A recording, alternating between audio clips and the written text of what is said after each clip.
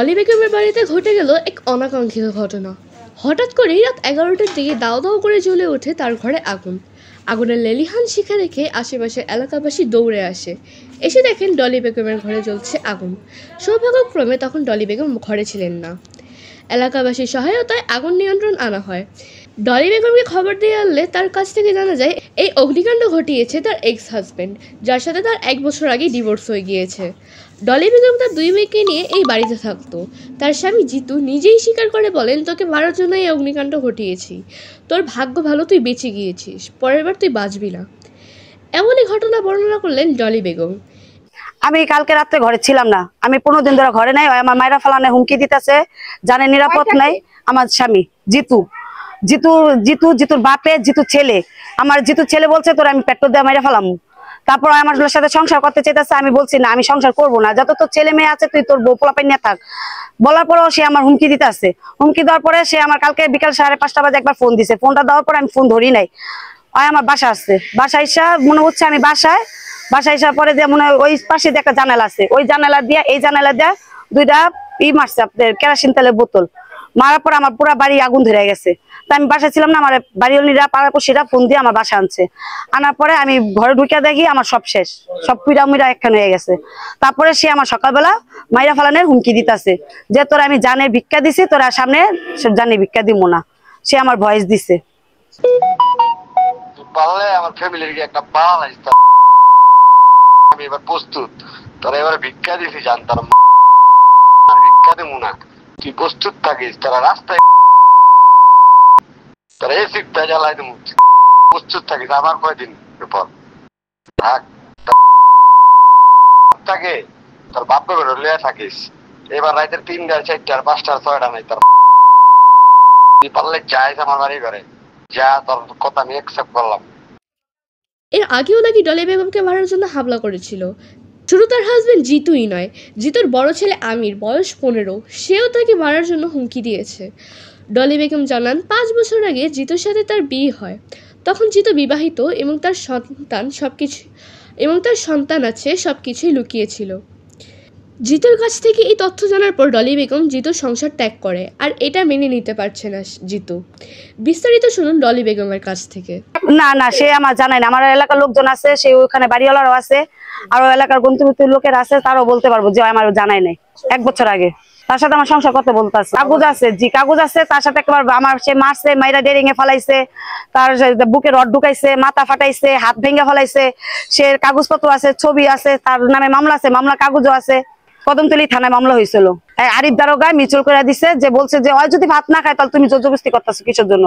তার সাথে আমি ভাত খাইতে চাইতেছি না, কিন্তু সে আমার জোরজবস্তি করতে চাইতেছে। আমার চাওয়া আমার যে না জানের একটা নিরাপদ দরকার।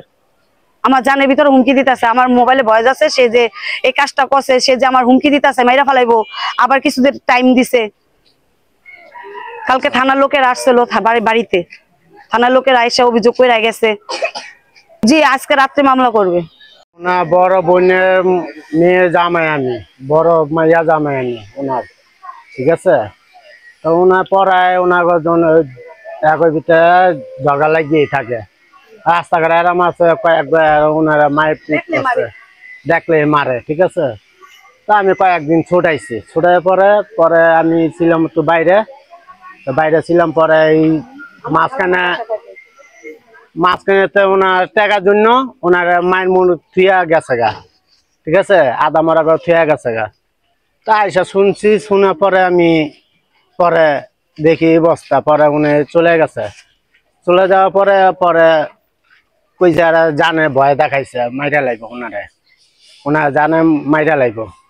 তো কয়েকবার ভয় দেখাইছে। পরে এই যে কালকার একটা ঘটনাতে এই ঘটনা করছে।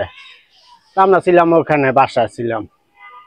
এই ঘটনা মনে করেন আমি, তা আমার কয়েকবার বলছিল মামা আমি খালারে কি, আমি আমার খালা কোনো দোষ নাই, আমি যা থাকতে আমার খালা কোনো দোষ নাই। তখন উনি বাধ্য হইয়া বলতেছে আমি ওনার সাথে আমি সংসার করবো না, ঠিক আছে। তো এই সে ঘটনা।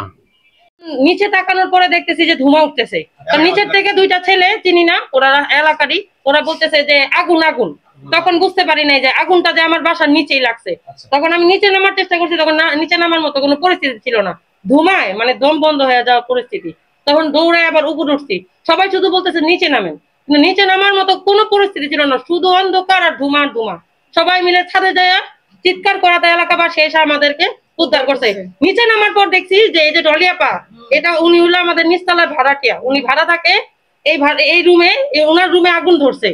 তারপর সবাই মিলে আগুন নিবানোর আগে চেষ্টা করছি, তারপরে ভিতরে ঢুকে দেখছি যে ওনার দুনো রুমে জানলা খোলা এবং জানলা তো হিসাবে রুমের জানলা খোলা থাকে না, কোন লোক যদি বাহিরে থাকে বাসার জানলা খোলা থাকে না, এটা আমি আমার বাসার জানলা খুলে রাখা যাবে না।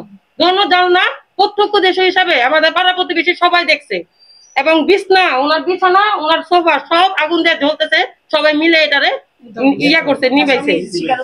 তো আমরা আমাদের জানে নিরাপত্তা, আমরা 11 জন লোক কালকে ছাদে আটকানো ছিলাম প্রায় আধা ঘন্টার মতো। পাড়া প্রতিবেশী সবাই মিলে আমাদেরকে উদ্ধার করছে, নাহলে আমরা আজকে মৃত্যুর কোলে ঢলে যেতাম। আমাদের নিরাপত্তাটা কোথায়? আমরা তো ওনারে ভাড়া দিছি, সবাই ভাড়া থাকে, আমি নিজেও থাকি পারিবারিক ভাবে।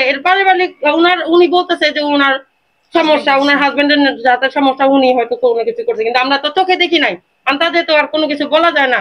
এখন আপনারা ইয়া করেন, তদন্ত করলে এটা বের হইতে করতে পারবেন যে কে বা কারা আমাদের